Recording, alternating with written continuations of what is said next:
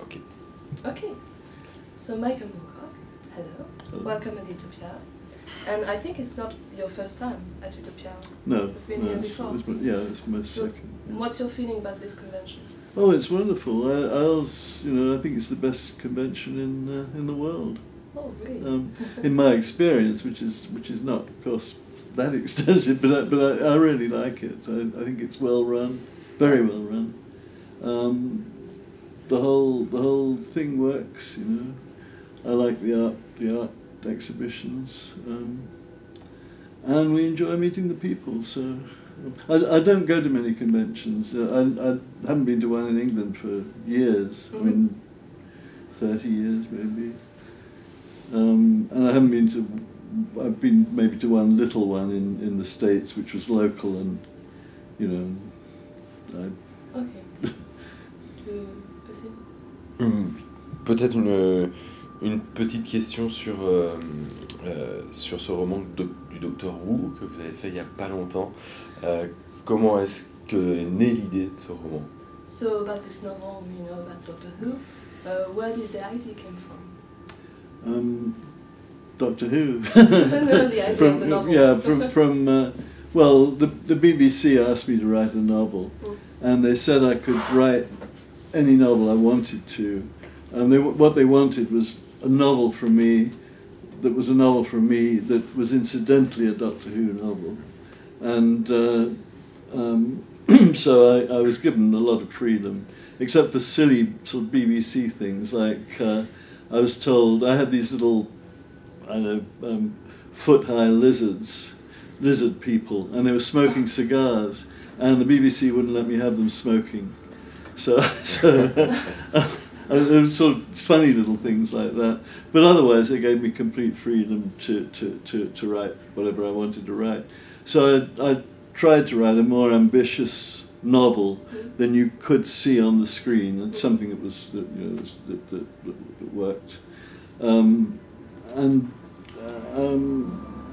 Also to run with a number of ideas that I'd had for some years, well, in fact, most of my career. I read a very bad novel a really bad novel in 1962, I think it was, and it was the first novel that described the multiverse, and incidentally black holes, which I didn't call black holes because I didn't know, you know, but the idea of black holes. And a number of other ideas of that kind, miniature computers, which people hadn't done, you know, and all of that, just by sheer chance. And I'd always felt that this novel really should have a better, you know, well, be better. So I took some of the central ideas from that novel and put them into the Doctor Who novel. And made them more, I hope, more sophisticated. Just trying to improve it. Yeah, a bit. yeah. So it's sort of an homage to Doctor Who, but it's also an homage to me. For a novel that was written pretty much at the same time that Doctor Who first came out, the 1963. I mean, I was 62, but you know, it was around the same time. So you know, and I have a lot of affection for Doctor Who because, you know, in England it's a bit like, I don't know, Tintin or Asterix, or you know, it's that kind of institutional that everybody knows about. So you know, I'd already mentioned Doctor Who in a couple of Jerry Cornelius novels. He had sort of walk-on parts. So you know, it wasn't very hard for me to conceive it and do it, and I enjoyed it. I enjoyed doing it a lot. I tried to make it. What I tried to do was mix the comedy of P.G. Wodehouse with the science of Arthur C. Clarke, and oddly enough, they were both very similar in appearance. I mean, just So I'd always noted this similarity, which possibly nobody else ever has noticed, but I did, and so I wanted to do that. So that's the sort of the comedy. The comedy really is is another homage to Woodhouse, who was one of my boyhood favourite writers. You spent part of the year in France. Mm-hmm. Could you tell us why were you attracted to this country? Where does it come from? Well, I'm very fond of Paris. I have many friends in Paris, and quite a lot of my English friends moved to Paris as well. So there's as much, you know, and also from my point of view, my children and grandchildren are in London, and it's just 2 hours on the Eurostar. So, and it's I think 3.5 hours from Manchester if I, for instance, lived in Manchester. So it's actually quicker to get to London from Paris than it is from Manchester. And it's partly a negative in that I'm disappointed in modern London and contemporary London. It's become so touristed that I hardly recognise it. And what happens when they do that kind of when they appeal to tourists, they destroy the history of a place and substitute a sort of sentimentalised, simplified history, which suits, you know, the people on the buses. So you know, they commodify my past, which I'm not that happy about. So rather than hang around in London being grumpy, I thought we decided we'd rather live in Paris, which we do like. And I read a lot of. I don't read French. I mean, I don't read French well, but I read a lot of French fiction. French fiction has always influenced me, from the existentialists on, and even before that. I mean, Jarry and people like the French absurdists, the Villon. I mean, there's been a lot of people that I like, and so it feels good to me to live here. I mean, I speak terrible French. I shouldn't, because I've been coming here since I was 15. I've had almost as much a relationship with publishing in France as I have in England. I mean, it's, from the 60s onwards, it's always been, yeah. So, you know, there's a lot of reasons, but essentially a strong affection for France, you know. It's a very nice place to live. Thank you. You want to drink the juice now? Oh, thank you. Yeah. Great. Thank you very much. Thanks.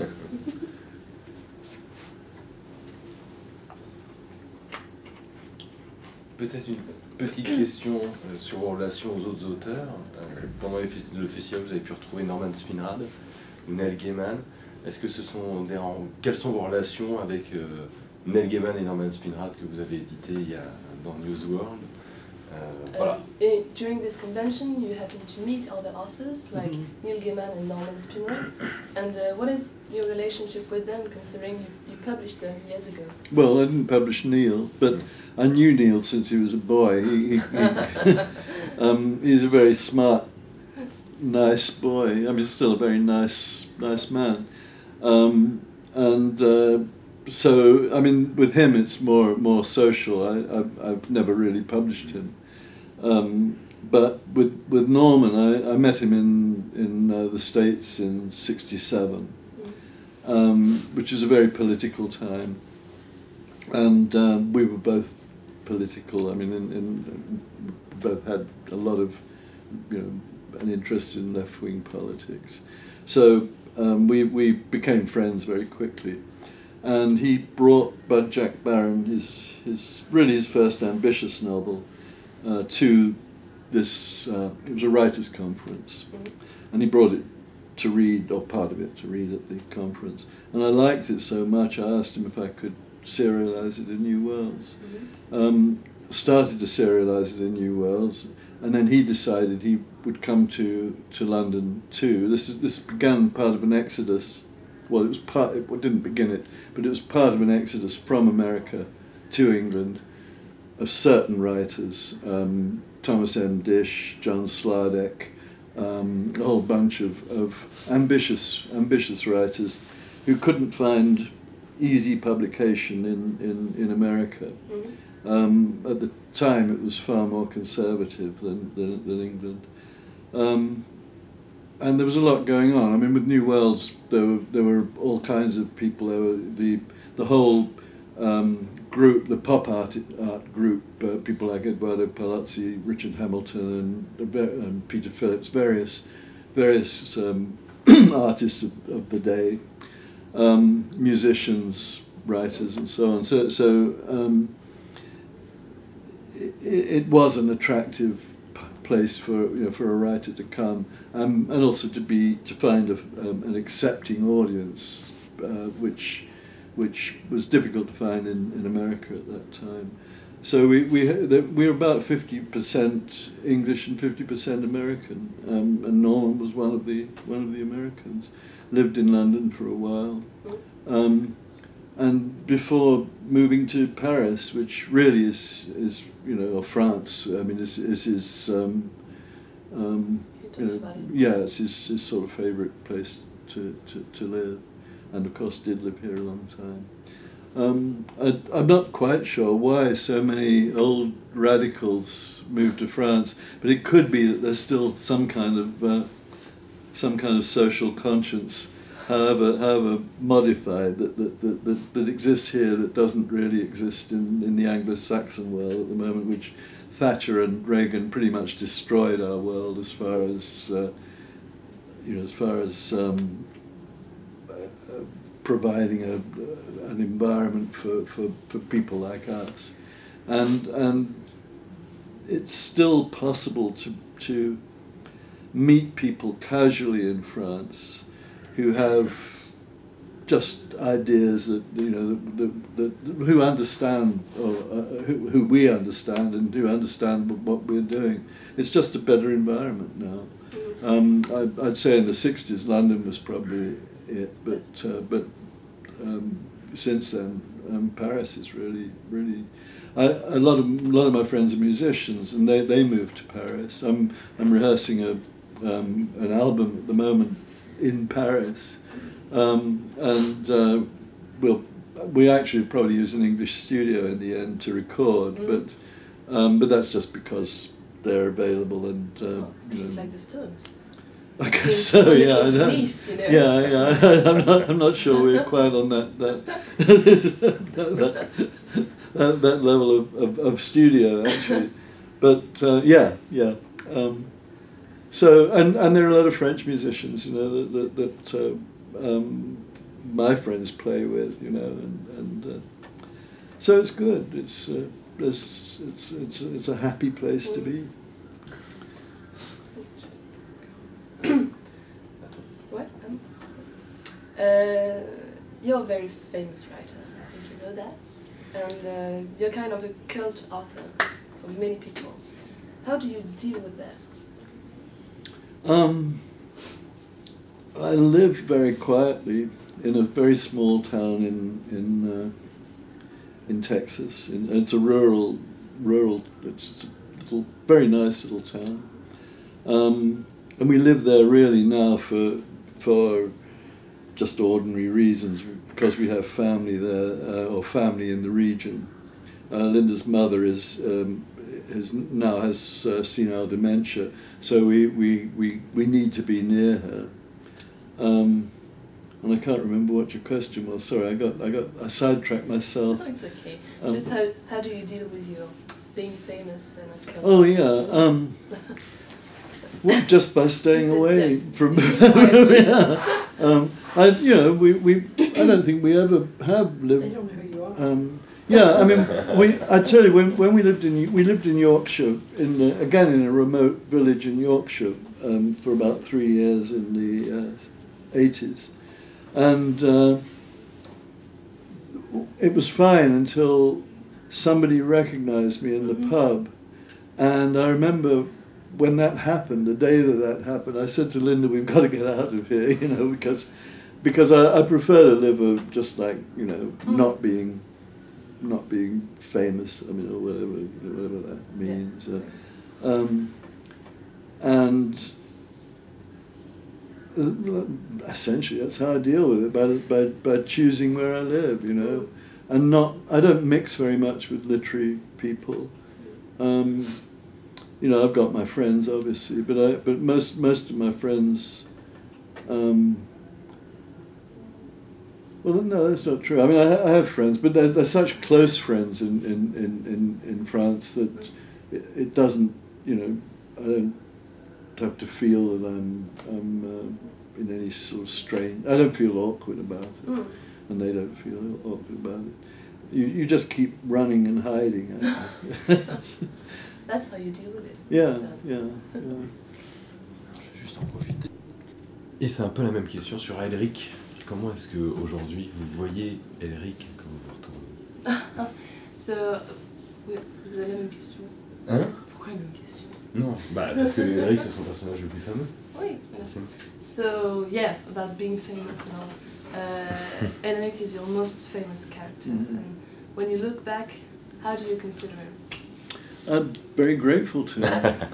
I mean, it's like having a rich friend. You know, you can always borrow money from him. Did a good work. I don't have the same. You know, Conan Doyle had this problem with Sherlock Holmes. You know, all these people didn't like their characters, but I killed mine off in the first book, and which created a problem because I then had to go back and write the stories backwards. And I still enjoy writing them. It's to me it's obviously it's a nostalgic exercise really, but I still write the odd novella more than I do novel. I enjoyed writing the one here in France with Fabrice Collin, who's a friend, and we worked that out well, and that seemed to seemed to work. I don't, you know, again, it's only a problem if you let it become a problem. People often think that I must be tired of hearing people talk about Elric, but I don't really. I mean, I shouldn't, because he's basically paid my bread and butter, you know, for a long time, and I, you know, he's allowed me to write a lot of experimental work that I wouldn't otherwise have been able to afford to do. I mean, I would have done it, but it would have meant taking. It would have been a lot less comfortable. So I really had having a popular character, but also being an experimental novelist. Is pretty much ideal, because you can do both. Although publishers always think that because Elric sells so well, a difficult novel is going to sell as well, and then they discover that. I shouldn't be saying this really, but they then discover that it's not. It doesn't sell as well as Elric does. But again, it's it's a very happy balance, really. No, but I had a question about Elric too. You know, what makes it so fascinating for people? Because you talked about Fabrice Collin. It's an ongoing thing. I think his own moral ambiguity sort of is part of it. He appeals to young people in particular, because I wrote him when I was, I started thinking about it when I was 17. I wrote the first one when I was 20, and I was full of angst and the usual romantic stuff that you have at that age. And I think so in a way I found a symbolic, metaphorical way of dealing with that, with my own conflicts, internal conflicts. So I think that's what it is. There's a resonance there for people.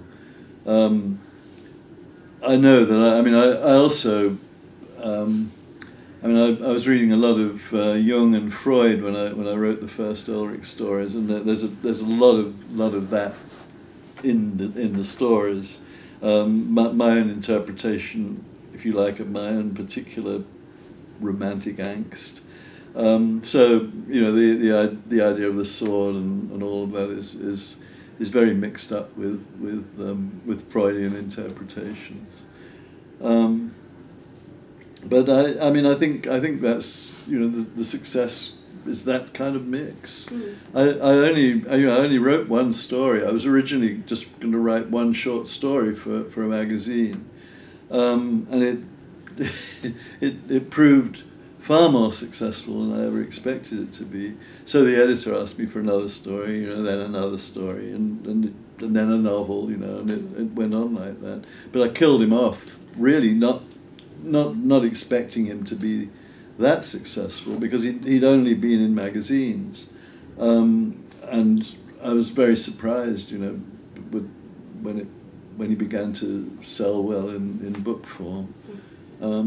It was almost a shock. The other thing is that I think visually he appeals to a lot of artists. So there's lots and lots of pictures of Elric around, which people again seem to respond to. And of course he's been in a lot of BD. There's a new one being done in France that is absolutely stunning. It's the best Elric ever. It's just a beautiful, beautiful book, coming out next spring, I think. Okay. So, yeah. Je crois que vous avez toujours un petit peu des projets pour Elric. Il y a notamment une BD. Où est-ce que vous en êtes avec Elric? So I think you still have things going on with Elric, BD, we talked about it. Yeah. So where are you now? What are you going to do with him? Well, the last thing I did and it was in comic form, was his early life. I mean, I'm constantly moving backwards, and I did a 4-part BD for DC Comics in the States with a friend of mine, Walter Simonson, who I've worked with on a lot of projects in the past. I think, to be honest, I actually prefer the French interpretation.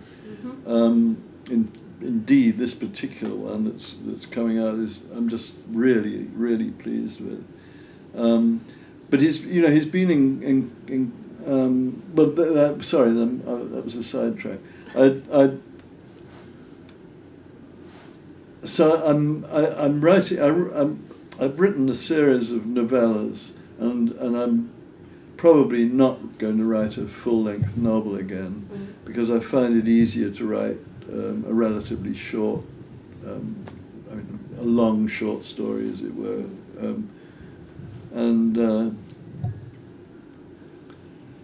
I'm sort of worried that I don't want to be repeating myself.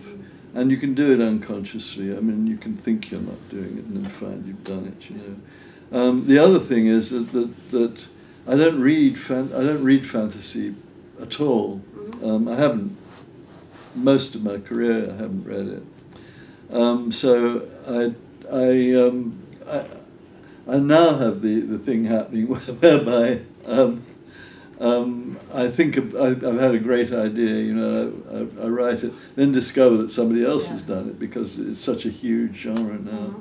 So I'm probably going to slow down a bit on Elric, or maybe try some other something else, using him, but not in a conventional way.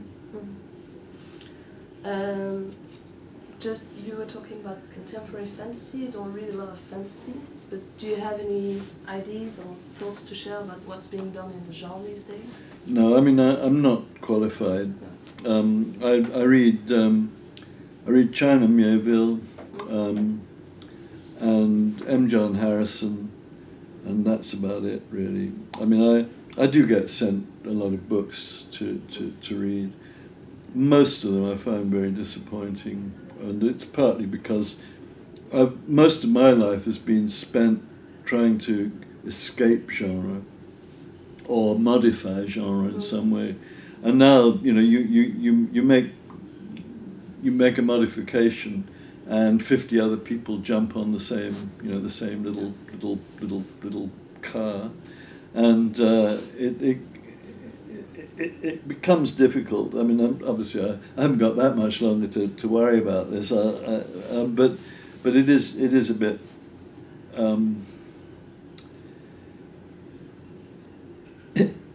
I sometimes feel the analogy I've used in the past is something I noticed when I lived in the country, and that is when one lizard finds a sunny spot, the lizard sort of, the intelligent lizard, or the exploration, the lizard that's an explorer, finds the sunny spot and gets to the sunny spot and sits there, and the sun starts to come down. Then all the other lizards come and jump on top of him, and it's like, if you're in a car and you decide to pull off the road, to have something to eat, suddenly there are 50 other cars turn up, and it's a bit like that. It feels a bit like that.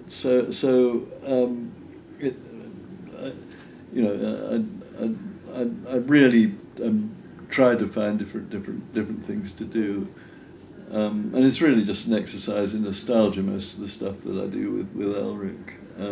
But as I say, other people have usually done it better now. So yeah, it's. Justement, on va rester sur l'actualité. Sur quoi est-ce que vous travaillez actuellement? So yeah, we're gonna keep talking about what you're doing now. What are you doing now? Well, I'm doing really. I'm doing quite a few things. I heard that you had the whispering swarm. The Whispering Swarm, yeah. It's that's autobiographical. It's a realistic autobiography. I mean, very close to my real life. But it's also fantasy. It's also an historical. There's an historical element to it, where I'm dealing with the English Revolution, the Cromwell Revolution, the failures of that revolution, and by implication, that revolution was carried to America and essentially became the American Revolution. It was the same frustrations, the same reasons, and of course a lot of the Puritans moved to America, which we were all glad about, actually. When somebody once said, why I used to give friends a Thanksgiving dinner when I lived in England, American friends, I'd make a Thanksgiving dinner for them. And they said, why are you doing it? Why do you celebrate Thanksgiving? And I said, well, you're celebrating the Puritans having arrived in America, and we're celebrating the fact that they left. But I'm really trying to deal with the two, essentially a Catholic understanding of the world and a Puritan understanding of the world in the book. It's not the main argument, but it's another argument that's in there. The autobiographical elements became rather difficult to do because the more I wrote my autobiography, the less I liked myself. I mean, this happens with biographers. Frequently happens with biographers. They start off with an enthusiasm for a person, subject, and as they write and discover more about the person, they begin to hate their subject, and so it happened to me. And I mean, Linda will tell you, I became very depressed a lot of the time, just thinking about my life, and there is a fantasy element in it. It's in England. There used to be a number of sanctuaries, parts of London that were usually traditionally there was some kind of church or a monastery on the land, and the whole of the land belonging to the monastery acted as a sanctuary. So people, thieves, debtors, various criminals, gradually began to assemble in these places, and then they became so there's so many of them that the forces of the law were afraid to go into them.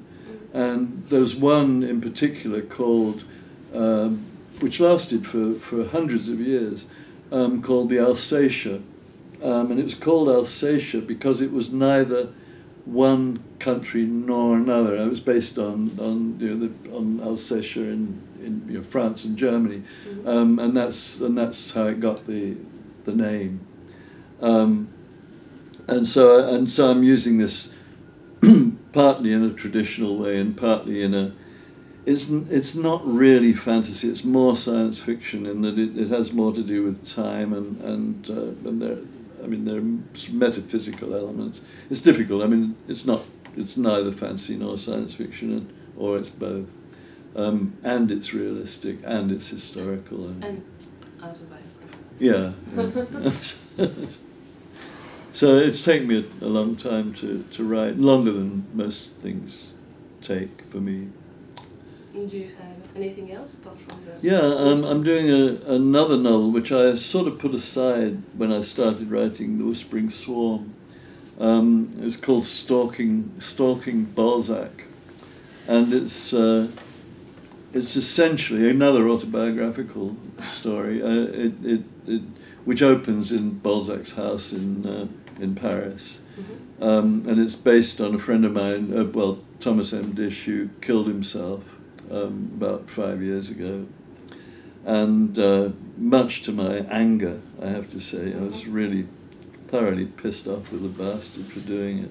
I mean, it's like a lot of suicides. It leaves friends feeling somehow they should have done more, or all of that, which is not it's never really the case. It's, in my view, it's usually a selfish act. So I was angry with him, and I've already written one story for an anthology that Neil edited called Stories, which came out a couple of years ago, and so part of it is already published in Neil's anthology, and that's again just about my relationships, writers, narrative, how narrative affects us, how we make narrative, how we create narrative out of our lives, out of the chaos of our lives. We sort of pretend there's some kind of line. Purpose. Yeah. So yeah, I mean, I'm that's mainly what I'm doing now. But that's what I want to get back to doing is stalking Balzac. Because I love Balzac. I mean, that's the other thing. And I'm kind of referring to certain elements in Balzac that I like, and one of the characters is essentially identifying with Balzac, which I did myself as a kid, or rather as a young person, because I mean my mentor, which is a sort of nice way of saying my mother's lover. But he was very, very good to me. I mean, it was incredibly. I mean, I couldn't have had a better person to. And he gave me a biography of when I mean, I always wanted to be a writer from the age of 9, and he gave me Stefan Zweig's biography of Balzac. So it was the first biography of a writer, I think, that I read, and. In a sense, he's a writer that many people who began as popular writers can identify with, because of two things happened. One is that he wrote a huge amount of crap, which I believe I did too, and out of that gradually began to write more ambitious material, and I've forgotten the second reason. I'm sorry. It's okay. I'm beginning to bore myself a bit.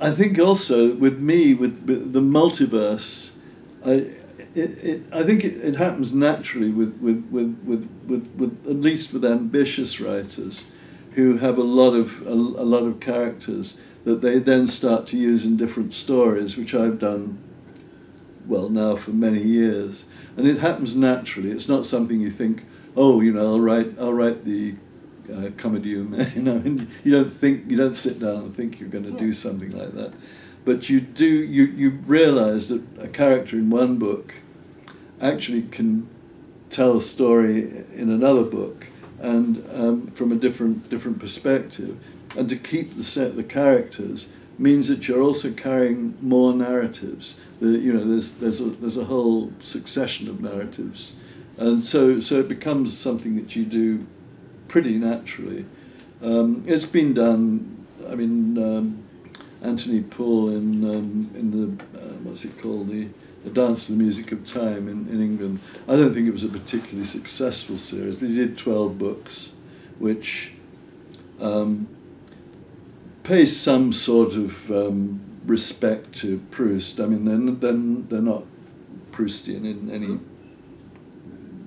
real sense, but there are writers who do this, and you just find you can't help it. The characters stay alive, remain alive, and continue to have story. Well, what happens is, all writers, I think, do this. You have only a few characters, and you then do various versions of those characters, and you begin to realise that rather than calling the character by a different name, you can use the same character, and that way you've got that character's narratives already, helping you to tell another story, and so that's a lot of what that book's about, is how narrative works and so on. Okay, c'est bon pour moi.